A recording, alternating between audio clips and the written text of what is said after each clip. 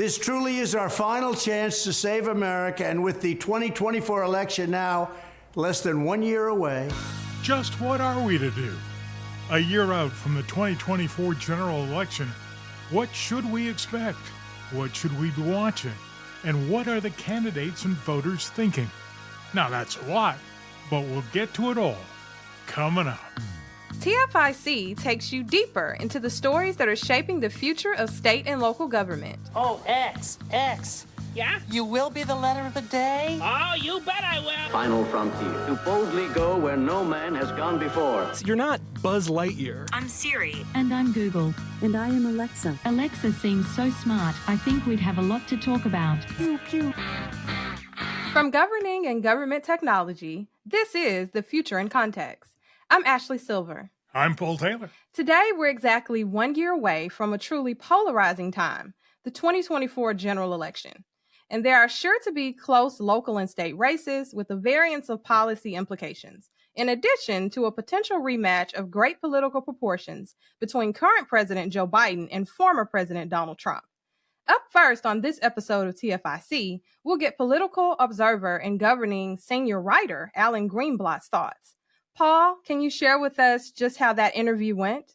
It was a great conversation and really did do what this podcast sets out to do, and that's put the future in context, even when the future that we're talking about is only a year away. As long as election campaigns are in this country, we thought it'd be useful to check in on what to expect in the lead up to the 2024 general election.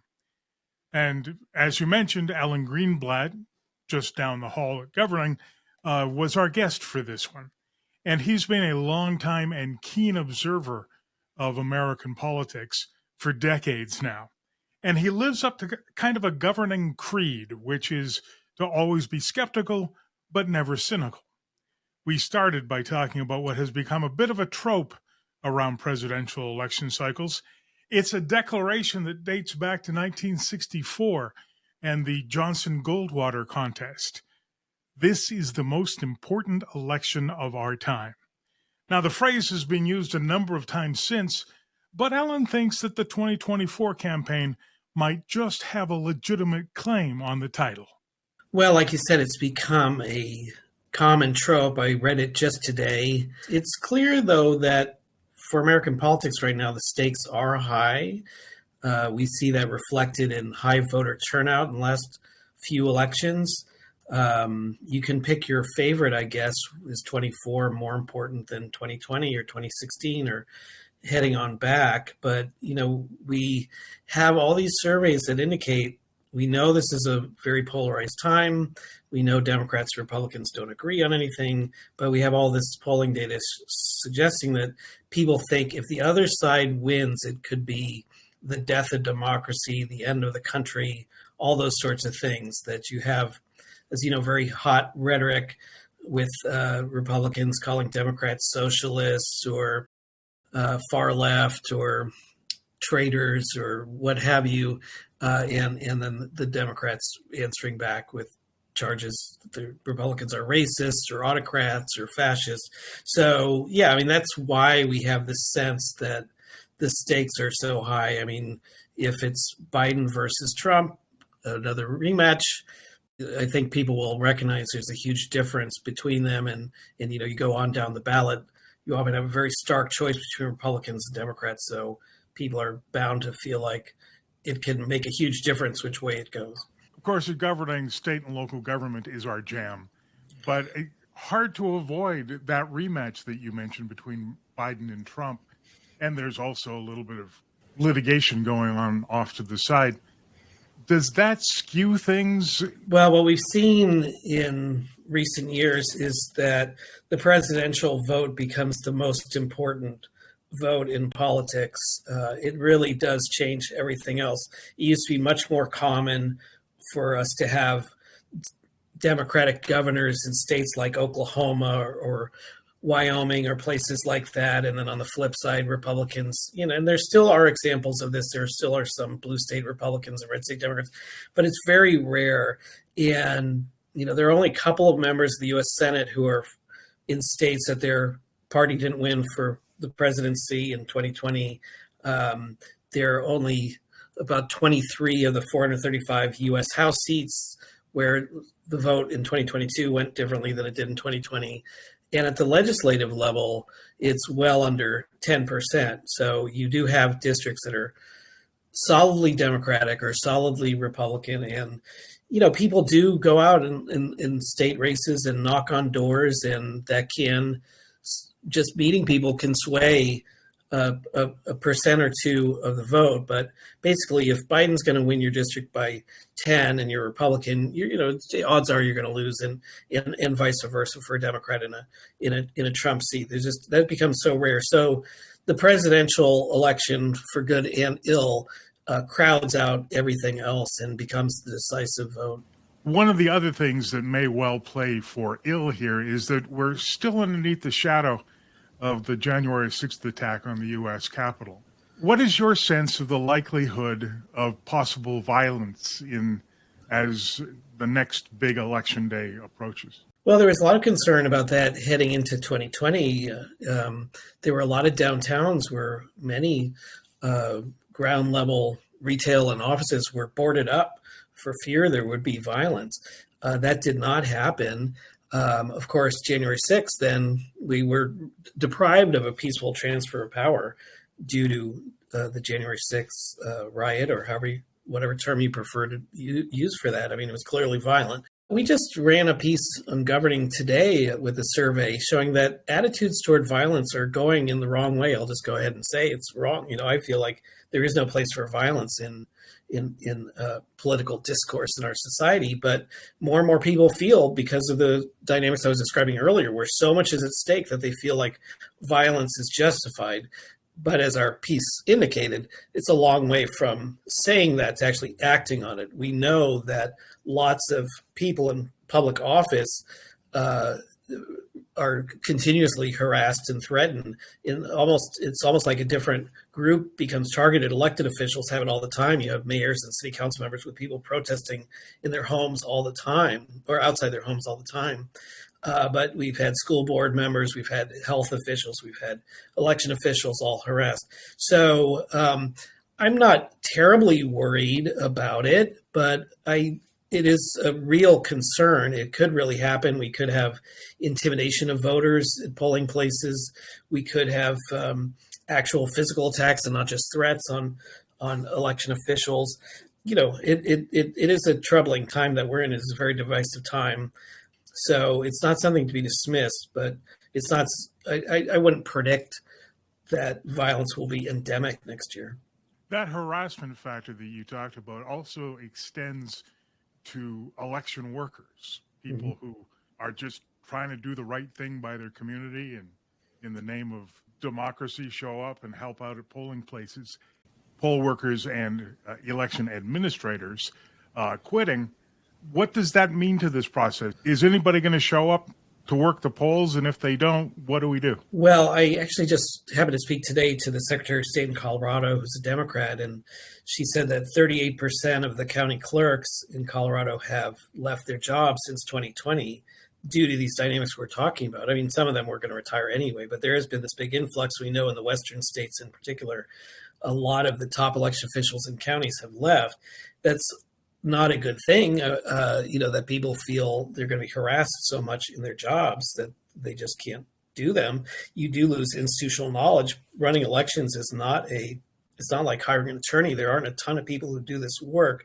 Having said that, I mean, even the Secretary of State, Griswold, did say, just because a clerk leaves doesn't mean everybody else leaves. So it is a real problem, but it can be exaggerated.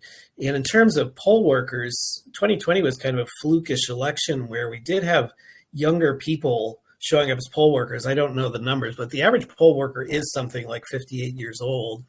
And we know it's mainly retirees, which you can understand. It's often a 12-hour shift or so on a Tuesday.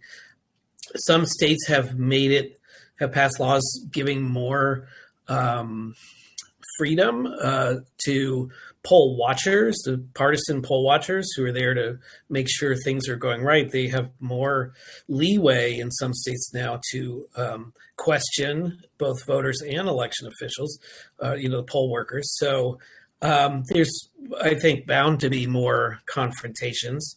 They may not be, as we were talking before, violent, but there'll be more, heated arguments at least. Although these conversations understandably become pessimistic, we did have 2022. It was a very high turnout election for midterm. It basically went pretty well. There certainly weren't examples of widespread fraud for people concerned with that, and there weren't examples of voter intimidation for people concerned with that. So our system so far is pretty resilient. But since next year is the most important election of our lifetimes, it may change after that. But anyway, there are definitely real problems, but it's not all doom and gloom. What about polling places and election tech in 2024? Interesting question. The integrity of election machines, of course, has been litigated by one manufacturer to the tune of $787 million. And another manufacturer is going after $1 billion in defense of its reputation. Now, elected officials and polling place workers, as Ellen described, are having a tough time of it. There's a good number of them that are quitting. And in post-pandemic America, the alternative technology that has come into its own is, ironically enough, the U.S. Postal Service. Vote by mail, or what they now call vote from home, was pioneered up here where I live in the Northwest. Out of necessity, it has been adopted more widely during COVID, and even though it was a subject of conspiracy theories in some quarters, it is actually now a thing. Well, they are pretty mainstream. I don't remember the number off the top of my head, but is it 5, 6, 7 states that are mostly or entirely vote by mail now? And they're not all blue states, Utah and so forth. That's certainly, like I mentioned, I was talking to the Secretary of State in Colorado. They're primarily vote by mail. They allow in-person voting. As you know, mail voting has become highly controversial, but what seems to have happened since 2020, when President Trump was railing against vote by mail, that certainly has left lingering doubts for a lot of people. But in terms of practical politics, it seems like Republicans recognize that a lot of people like to vote by mail. It used to be more Republicans who voted by mail because their electorate does tend to skew older. And in the current races right now in Virginia, Governor Youngkin, who's the Republican governor of Virginia, is encouraging people to vote by mail and to vote early, and all these things that are supposedly bugaboos on the right. His campaign people recognize that those are arrows in their quiver, tools in their toolbox, whatever is right cliche, and they want to encourage people to vote. I think things are cooling off. I don't think there'll be a huge embrace of vote by mail, but you have had more states since 2020 move to sending out ballots to everyone, or sending ballots to people without their having to request it, that kind of thing, which those among the Republicans tend to see as a problem. But anyway, so we will have a blue state, red state dichotomy, but I think encouraging people to vote by mail is going to happen everywhere. Fair enough. You mentioned issues, and governing readers love them some issues to watch. The annual editorial digest of what to look forward to in the year ahead. But looking back, say, to 2022, and the election then reflected a bunch of important issues and new laws in both red and blue states. What is your judgment on the effects of those laws since then, and what should we be looking out for in the year ahead in this countdown to 2024? Well, as is expected now, we have blue states and red states going in their separate directions. Certainly on the issues we've been talking about with voting, red states are passing security measures and blue states are passing ease of registration, that kind of thing, type measures. And abortion has been such a dominant issue over the past year and a half since the Supreme Court ruling. Ohio is voting this November on an amendment to enshrine abortion rights in the state constitution. We've seen measures like that passed last year in Michigan and Vermont and California. I certainly expect those to happen in other states next year. Democrats see it as a winning issue, and not just a winning issue, but one that will help drive turnout for them. So crime has been a very salient issue. this year. It certainly will continue to be next year. I sort of feel like we're at the end of I don't know if it's the end of the era, but it may be the end of the era of criminal justice reform, where we've had really a bipartisan effort, often led by Republicans. But, conservatives and liberals came at the mass incarceration problem from different angles, with liberals more concerned about the impact on, communities, and conservatives more concerned about cost. But seeing it as a big government program that wasn't working. So anyway, there have been these real efforts in states like Texas and Kentucky and Georgia and Oklahoma, Mississippi, along with bluer states, to work on changing sort of the back end things, not the sentencing, but what happens when people come out of prison, having reentry programs, job training programs, drug treatment programs, so forth and so on. And, I think most experts would say has had a good effect. The crime is such a hot issue. I think the 1990s style tough on crime tack has returned to a large extent. We're not quite where we were in the 90s, either with crime or with the tough on crime rhetoric. But I think we're going to see the winds blowing in that direction, as opposed to anything that seems like it's soft on felons or anything like that. So let's talk about some of the people involved in these races. Governor's up first in 2024. What and who to watch? Well, the big race for 24 will be North Carolina. I don't think I think that's a consensus view. Roy Cooper is the Democrat. He is term limited, so he cannot run. Republicans have a supermajority in the legislature thanks to a party flip a few months ago. So anyway, Republicans have had a lot of success in North Carolina, but they have been stymied having a Democratic governor. But, so that will be the big prize in North Carolina is, sort of a purple tilting red state, I would say. So we already know pretty much who the candidates will be. The Republican will be the lieutenant governor, Mark Robinson, who's a very conservative figure, and the Democrat is going to be the Attorney General, Josh Stein. So that's where the bulk of the money and the interest and so forth will go. I would say the second most interesting race to watch will be New Hampshire, where Chris Sununu has been governor for 3 terms, if I remember correctly. He has announced he's not running again. He was, what we would call a moderate Republican, I guess. So, he's sort of a fiscal conservative, and he's in favor of abortion rights. Anyway, he's not running. And New Hampshire is a very purple state. I mean, it's usually within a point or two at the presidential level. Sununu became very popular after narrowly winning the first time around. But anyway, Democrats will certainly have a real shot there. And, there are a bunch of names there. I think the most prominent so far is there's a Republican named Kelly Ayotte, who had been a U.S. Senator from New Hampshire. Beyond that, there's not a lot of races. There are 11 governor's races next year. If Phil Scott decides not to run again in Vermont, he's the Republican there. That would be a seat Democrats could hope to pick up for sure. He's personally popular, but obviously it's a pretty blue state. In Indiana, Eric Holcomb is the Republican governor. He's term limited. But I think the action there will be on in the Republican primary. It's hard for me to imagine. Indiana has become a pretty solidly red state. You mentioned one legislative majority flip in the last couple of years.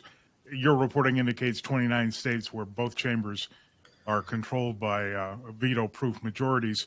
Is that likely to stay the same legislatively in terms of legislative majorities in 2024? Yeah, so there's very little competition at this point at the legislative level. When I first started paying attention to states professionally like 20 years ago, you definitely had Maryland and Hawaii were always going to be Democratic, and Idaho and Utah were always going to be Republican. But most states were up for grabs and could flip one way or the other. But really, since 2010, there's been very limited chamber flipping.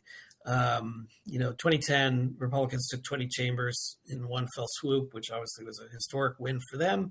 A lot of those were in the South, which, the legislatures were slower to go Republican in the South, and voting patterns from presidency. You mentioned 1964 was the beginning of the end of the solid Democratic South. But anyway, so now the majority of states have veto-proof majorities. It's big majorities. There's not many at stake. And in particular in 2024, this is a little bit wonky, but the year ending in 4 tends to be the most stable because you've had redistricting. So your first elections mainly were in the year ending in 2. You had a lot of turnover because you had incumbents drawn into new districts and the like. But now everyone is safely settled in a district. That has not changed much. So the districts were mostly drawn 3 years ago. Over the course of a decade, people move in and out, the demographics change, et cetera. But these maps are pretty good now, and they're pretty fresh at this point. So, we are just in this era where one party tends to dominate the legislature of each state. We only have 2 divided legislatures as we're speaking, with Virginia up for grab next week, and in Pennsylvania. Actually, in New Hampshire, there's a special election this month on that will put Democrats within shouting distance. They could, if they win this seat, there are 2 more special elections coming up in January, and then the New Hampshire House could be tied. Anyway, that's just a little side road. But in general, it's going to be a tough year if you are interested in injecting drama into legislative races, as I am as a reporter. Yeah. Wanted to also ask you a couple other things about your recent reporting. First, on uncontested legislative seats. Is that a sign of Democratic decline or just smart resource management by the parties? Yeah, so I wrote a piece in recent cycles. The average has been about 40 seats at the legislative level that go uncontested, meaning one party or the other doesn't even bother to run a candidate. We're not talking about not being competitive. We're talking about being uncontested. So 40% is a pretty high number. So there are 4 states having legislative elections this year. The number is 55%. So it's a majority of the seats went uncontested. And in fact, in both Louisiana and Mississippi, Republicans were guaranteed to retain their majorities just based on filing. Democrats failed to recruit candidates even at all in a majority of districts. So, there's something to be said for it's kind of a waste of time. It gets back to what we were saying before. Most districts are strongly Democratic or strongly Republican. Why bother? If you're a candidate, it's a lot of meet and greets, knowing you're going to lose. That's got to be depressing. If you're a party, typically you want to husband your resources and put them into the handful of states. If you do have a competitive chamber, you want to put your money where it's going to matter and not chase rainbows. But, for voters, where does that leave them? I mean, maybe they're satisfied because probably a majority of them are happy with the candidate if it's a one-party district. But overall, democracy and certainly voting is about choice. And if you're not given a choice, if, say, you have a legislator who ends up in a personal scandal and there's nobody running against him, I don't see how it could be a good thing. What is Alan thinking about third-party prospects in 24? Well, he's been thinking about that a lot. It's another issue that has a long and twisted history in American politics. You'll remember Ross Perot and Ralph Nader had their bids. This year, we have a pair of independent candidates, Robert Kennedy Jr. and Cornel West. And then there's the No Labels Party. It's promising a unity ticket. The third party, too, though, has become a bit of a trope. This is another thing. You talk about the most important election in our lifetime being a phrase knocked around every 4 years. There's certain things that you're just going to hear every 4 years. Maybe the president's going to replace his vice president as a running mate. These things that just don't happen. And third parties are basically one of them. I mean, it's very difficult in our system. I'll just say the rules are rigged to favor the 2 main parties. It's difficult to get ballot access. We could go on and on about why it's favoritism, but just getting back to our polarization and people feeling like the other side is made up of little or big devils, people worry about the spoiler effect. I can't run a risk of voting for this third party person because that's going to put the person I hate more in power. That certainly was the thinking in 2020. In 2016, you had some third party candidates who did well enough, a percent or 2 in some states to make a difference. They certainly have it in 2000 with Ralph Nader. Anyway, so in 2020, there was very little voting for a third party. So, it's usually a safe prediction to say that people will come home. They'll vote for the party that they lean toward, even if they don't like it or they don't like the candidates on offer. This year, the last 2 presidential elections were both decided by less than 80,000 votes total in 3 states. So everything can make a difference. Robert Kennedy Jr., of course, running as an independent. Now, Cornel West, we're going to have this no labels party on the ballot, at least in some states. I think the media narrative will be more about them siphoning votes that could hurt Biden mainly. So I think, Democrats will mostly vote for him, and Republicans, of course, will stick with Trump, and the independents tend to lean one way or the other. So, yeah, I don't think this will be the year of the third party in any serious way, but they, certainly could still be a factor nonetheless. This has been really interesting and helpful. Thanks for this, Alan. Oh, great talking to you. Thanks a lot. So, Ashley, let me ask you, what have we learned from all of this? The first surrounds analyzing candidate temperament and this idea of catastrophizing issues. So Alan mentions that Democrats and Republicans, and you could probably include independents in there as well, they don't seem to agree on much, but those differences are actually heightened by the commentary of if the other side wins, it could be the death of democracy or the end of the country. So it gives the election a very movie entertainment, life or death feel.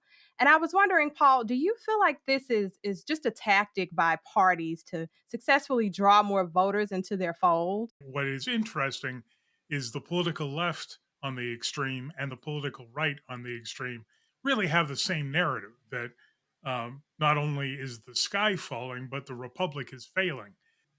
They're doing it for political advantage.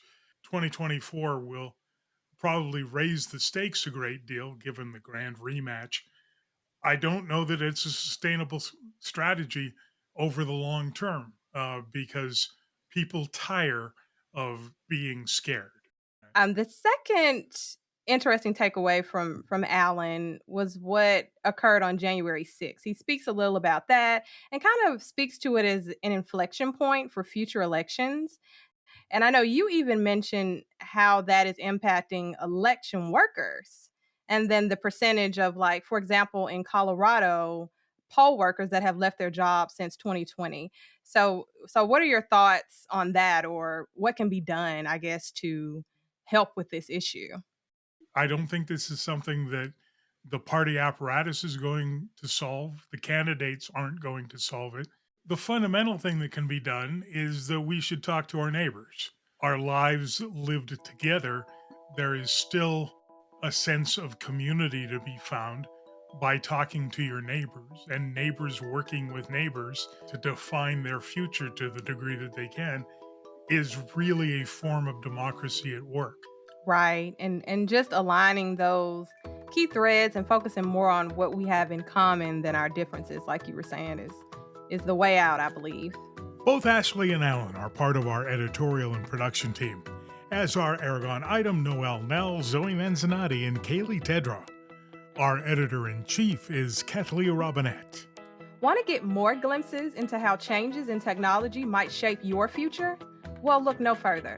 You can listen and subscribe to The Future in Context on Apple Podcasts, Google Podcasts, Spotify, Odyssey, and Audible. And if you like what you hear, make sure to leave a review on Apple Podcasts and let us know how TFIC has influenced you.